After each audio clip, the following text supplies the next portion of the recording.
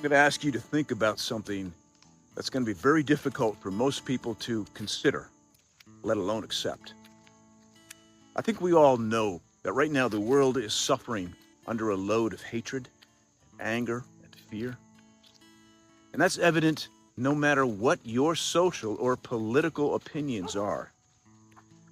And even those of us who try to remain calm and open-minded are struggling not to be consumed by it. Now, it's easy to say, the world needs more love. We need to show more kindness. But are you up for living that? Or do you want to just make social media posts about it, or statements on t-shirts and yard signs with flowers and hearts and nice sayings? Here's an unfortunate fact.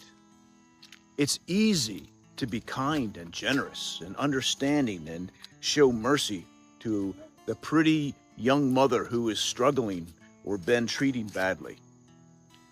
We're indignant when we see children hurt or bullied, and it tugs at our hearts to see the good man who's trying his best in an unfair world to take care of his family.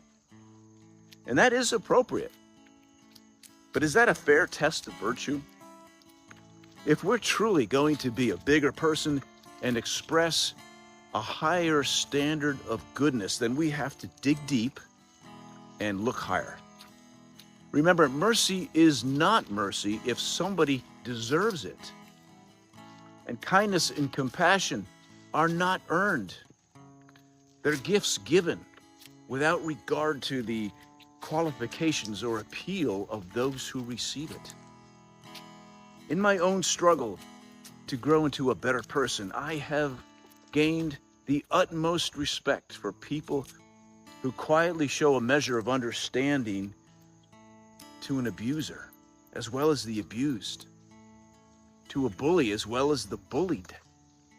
This does not mean that there are not consequences that need to be applied, or that all actions are somehow justified. And I also fully acknowledge that if one of my loved ones was hurt, I would lose my mind, and all compassion would be out the window, at least at first. I, by nature, am not a timid pacifist, but I do know that a higher standard of judgment and mercy can exist within us as it does within God. Whether it's a cold-blooded murder or a careless insult, we all go through life suffering offenses and giving them. If society is one big machine, then love, compassion, and understanding is the lubricant that allows it to continue functioning. Please be aware that there is a dark force that is intent on exacerbating the hatred and fear all around us. And it does not exist within Democrats or Republicans or liberals or conservatives. It has no label but evil. And it uses our labels to disguise itself. It's deceitful, and it cloaks itself by emphasizing our conviction that we are right and they are wrong.